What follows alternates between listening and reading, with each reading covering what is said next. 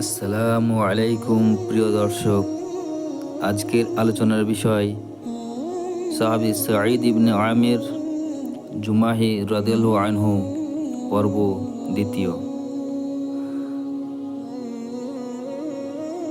প্রিয় দর্শক, গত পর্বে আমরা জেনেছিলাম সাহাবী সাঈদ ইবনে আমির রাদিয়াল্লাহু আনহু, যিনি হিমসের গভর্নর হয়েছিলেন এবং একজন গভর্নর হওয়া সত্ত্বেও তিনি ছিলেন হিমসের দরিদ্র ব্যক্তিদের মধ্যে অন্যতম।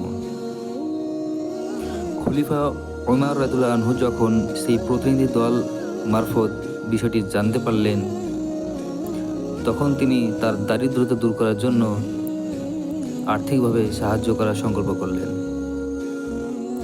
এবং তিনি সেই প্রতিনিধি দলের মাধ্যমে 1000 দিনার তার জন্য প্রেরণ করলেন। সেই প্রতিনিধি দল যখন মদিনা থেকে হিমসে ফিরে গেলেন এবং তাকে যখন সেই 1000 দিনারের থলেটি দেওয়া হলো, তিনি খুলে দেখলেন যে তাতে অনেকগুলি দিনার রয়েছে। তখন তিনি খুব বিস্মিত হলেন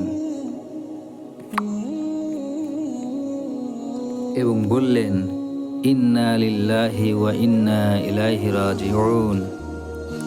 তখন তার স্ত্রী প্রশ্ন করলেন, কি হয়েছে? আমিরুল মুমিনিন কি তাহলে মারা গিয়েছেন? আমিরুল মুমিনিন কি তাহলে ইন্তেকাল করেছেন? তখন তিনি বলেন, তার চেয়েও ভয়াবহ কিছু হয়েছে। তার স্ত্রী তাকে জিজ্ঞেস করতে থাকেন, বলেন না কি হয়েছে? তখন তিনি উত্তর দেন, আমার ওপর আমার আখিরাতকে ধ্বংস করার জন্য দুনিয়া আমার ওপর চেপে বসেছে, আর আমার ঘরে ফিতনা এসে হাজির হয়েছে।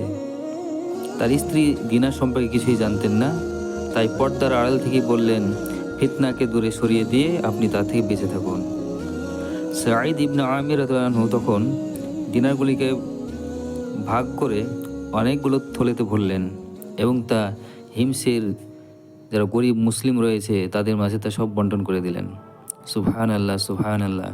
তিনি একজন গভর্নর হওয়া সত্ত্বেও কতটা সাদামাটাভাবে, কত সহজ সরলভাবে তিনি জীবনযাপন করেছেন।